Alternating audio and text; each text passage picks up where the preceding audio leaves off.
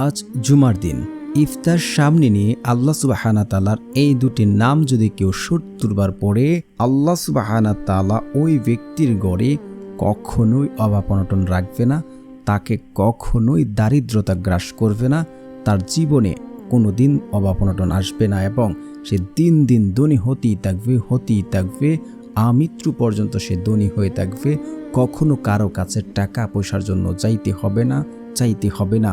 তার মনে যত কঠিন আশাই থাকুক না কেন, আল্লাহ সুবহানাহু তাআলা সে আশা পূর্ণ করে দেবেন এবং সে যা চাইবে আল্লাহ তাআলার কাছে আল্লাহ তাআলা তাকে তা দান করবেন, তাকে রুহানি শক্তি দান করবেন এবং আল্লাহ সুবহানাহু তাআলা তার মনের যে কোনো আশা পূর্ণ করে দেবেন। যদি আপনারা ভিডিওটা টেনে টেনে দেখেন তাহলে আপনাদের দোয়া কবুল হবে না। আজকে অত্যন্ত ইম্পর্টেন্ট একটি সময় রয়েছে, যে সময় দোয়া করলে আল্লাহ তো কখনোই ফেরত দেন না। তাই বলছি না টেনে আপনাদের ভিডিও দেখার জন্য। আর যারা এখনও আমার এই চ্যানেলটি সাবস্ক্রাইব করেনি, প্লিজ দয়া করে চ্যানেলটি সাবস্ক্রাইব করে পাশে থাকবেন। আজকে জুমার দিন ইফতার সামনে নিয়ে এই সময়তে আল্লাহ সুবহানাহু তাআলার এই দুটি নাম যদি আপনি ৭০ বার পড়েন, আল্লাহ তাআলার কাছে আপনি চাইতে দেরি হবে, আপনার চাওয়া পূর্ণ হতে দেরি হবে না। আপনি সন্ধ্যায় আমলটি করবেন, রাত্রে কি ফলাফল পাবেন ইনশাআল্লাহ। এটা হাদিস দ্বারা প্রমাণিত রয়েছে। আজকে প্লাস পয়েন্ট যেহেতু জুমার দিন, আরেক হচ্ছে মাহে রমজান ইফতারের সময়, ওই সময় আল্লাহ তাআলা কখনোই তার বান্দার দোয়া ফেরত দেন না। আপনার টাকা লাগবে, পয়সা লাগবে, ধন দৌলত যা লাগবে আপনি আল্লাহ তাআলার কাছে চাইতে দেরি হবে আর আপনাকে আল্লাহ তাআলা দিতে দেরি করবেন না। যদি আপনি নিয়ম মেনে সঠিকভাবে সঠিক পদ্ধতিতে চাইতে পারেন, আপনার চাওয়া কখনোই অপূর্ণত থাকবে না, কখনোই না। বহুবার পরীক্ষিত আমল, আমি নিজে আমল দ্বারা ফলাফল পেয়েছি বহুবার। আলহামদুলিল্লাহ।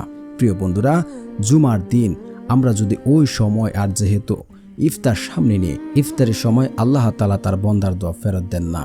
আল্লাহ তাআলা বলেন, উদউনি আস্তাজিব লাকুম, তোমরা আমাকে ডাকো, আমি তোমাদের ডাকে সাড়া দেব। আল্লাহ তাআলা আরো বলেন, তোমরা আমার কাছে দোয়া করো, আমি তোমাদের দোয়া কবুল করব। জুমার দিন এমন একটি সময় আছে, এমন একটি ক্ষণ রয়েছে, যে সময় আল্লাহ তাআলার কাছে চাইলে আল্লাহ তাআলা তার চাওয়া কখনো অপূর্ণতা রাখেন না, চাওয়ার সাথে সাথে আল্লাহ তাআলা তাকে তাই দান করবেন। হাদিস দ্বারা প্রমাণিত রয়েছে। ওই সময়টা আল্লাহ রাসূল সাল্লাল্লাহু আলাইহি ওয়াসাল্লাম সংক্ষিপ্ত বলেছেন। এই সময়টাতে উলামায়ে কেরাম বিভিন্ন সময় ভাগ করে নেওয়া হয়েছে।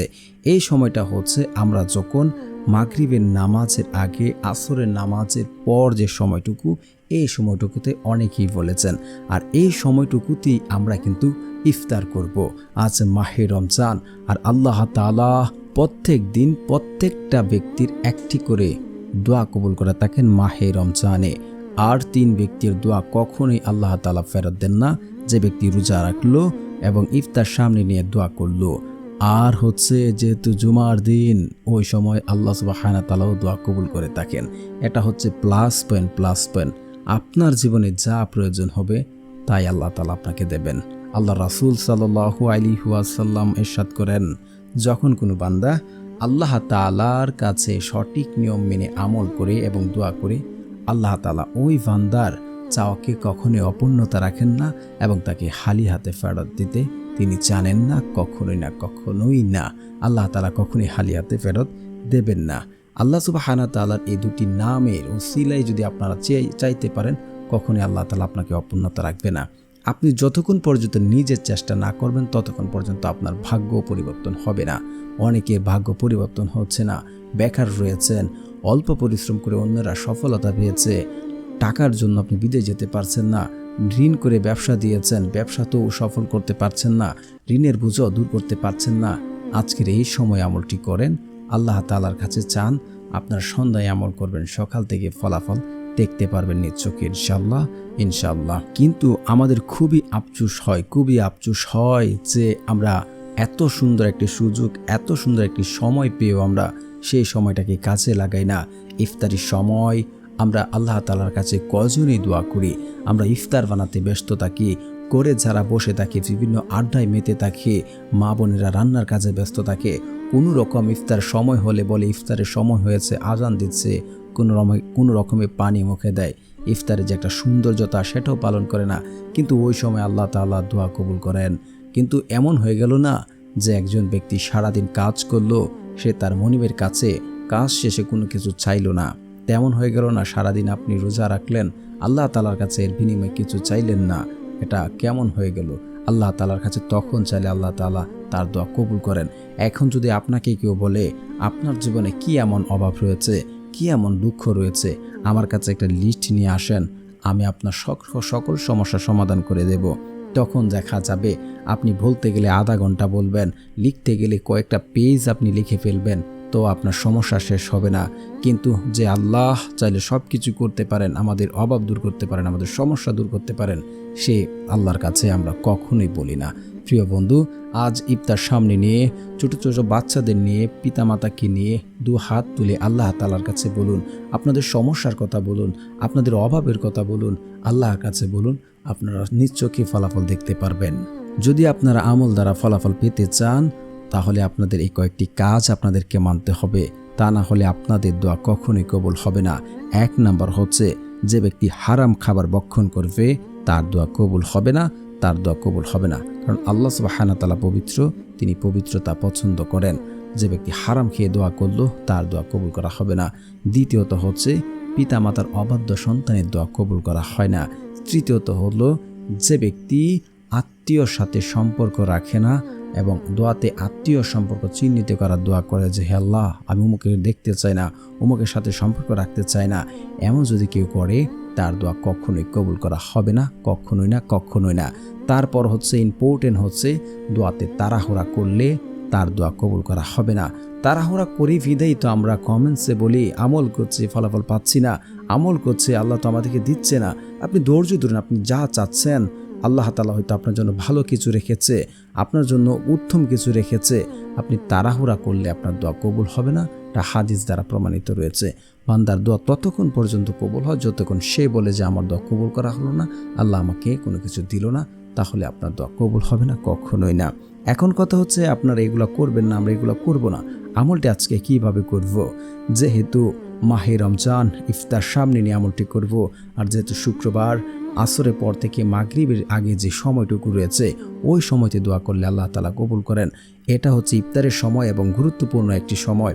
ওই সময়তে আমরা বসবো, করে সকলকে নিয়ে বসবো, বসে আমরা সকলেই মনকে স্থির করব যে আজকে যে আমলটি করছি, এখন যে আমলটি করছি, এই আমলের ওসিলা আল্লাহ আমাকে দেবেন। আমি টাকা চাচ্ছি, আল্লাহ আমাকে দেবেন। আমি ধন সম্পদ চাচ্ছি, আল্লাহ আমাকে দেবেন। আমি বিপদে আছি, আল্লাহ আমাকে বিপদ থেকে উদ্ধার করবেন। আমি অসুস্থতায় আছি, আল্লাহ আমাকে সুস্থতা করবেন। যার যে প্রয়োজন, আল্লাহ যদি আপনি বিশ্বাস করতে পারেন যে আল্লাহ আমাকে দেবেন, আমি আল্লাহর কসম করে বলছি আপনার দোয়া কবুল হবে। কারণ একটি হাদিস এমন রয়েছে, বান্দা আল্লাহর প্রতি যেমন ধারণা রাখে, আল্লাহ ঠিক তার সাথে তেমন আচরণ করে থাকেন। আপনি যদি নিজে নিজে কনফার্ম শিওর হতে পারেন যে আপনার দোয়া কবুল হয়েছে, কবুল হবে, আপনি নিজে নিজে কনফার্ম হতে হবে, 100% নিশ্চিত থাকেন আপনার দোয়া কবুল হয়েছে। তারপর হচ্ছে, আপনারা ইস্তেগফার পড়বেন 100 বার। ইস্তেগফারের বহু ফজিলত রয়েছে, যা অসাধ্যকে সাধন করা যায় ইস্তেগফারের মাধ্যমে। আপনি জীবনে যেটা করতে পারছেন না, আপনার জীবনে আমাদের দেখা যায় যে অনেক যুবক ভাইদের জীবনে অভাব দেখা দেয়, চারদিক থেকে অভাব, যে কাজে যায় সে কাজেও অভাব, কোনো কিছু করতে পারে না, জীবনে উন্নতি করতে পারছে না। এই সকল বিপদ আপদ আল্লাহ এই ইস্তেগফার যদি যে ব্যক্তি পড়বে তা দূর করে দেবেন। সে যদি গুনাহগার হয়ে থাকে তার গুনাহ মাফ করে দেবেন, তার রিজিকের সমস্যা দূর করে দেবেন, এবং আল্লাহ তাআলা তাকে এমন সকল জায়গা থেকে, এমন সকল উৎস থেকে রিজিক দান করবেন যা সে কল্পনা করেনি। এবং সে যদি দুনিয়াতে কঠিন থেকে কঠিন বিপদে পড়ে যায়, যে বিপদ থেকে উদ্ধার হওয়ার জন্য সে কোনো পথ খুঁজে পাচ্ছে না, আল্লাহ সুবহানাহু ওয়া তাআলা সেই বিপদ আপদ থেকে উদ্ধার হওয়ার জন্য কুদরতিভাবে তাকে পথ দেখিয়ে দেবে। দুনিয়ার কেউ নাই তাকে বিপদে আটকে রাখবে যদি সে ইস্তেগফার পড়ে। ইস্তেগফার অবশ্যই আপনারা 100 বার পড়ে নেবেন। আস্তাগফিরুল্লাহ, আস্তাগফিরুল্লাহ, আস্তাগফিরুল্লাহ, আস্তাগফিরুল্লাহ। তারপর আপনারা পড়ে নেবেন দুরূদ শরীফ। দুরূদবিহীন দোয়া কবুল করা হবে না। আপনি যাই করছেন, যদি রাসূল সাল্লাল্লাহু আলাইহি ওয়াসাল্লামের উপরে দুরূদ না পড়েন, তাহলে আপনার দোয়া কবুল করা হবে না, সেটা আসমানে গিয়ে ঝুলন্ত অবস্থায় থাকবে।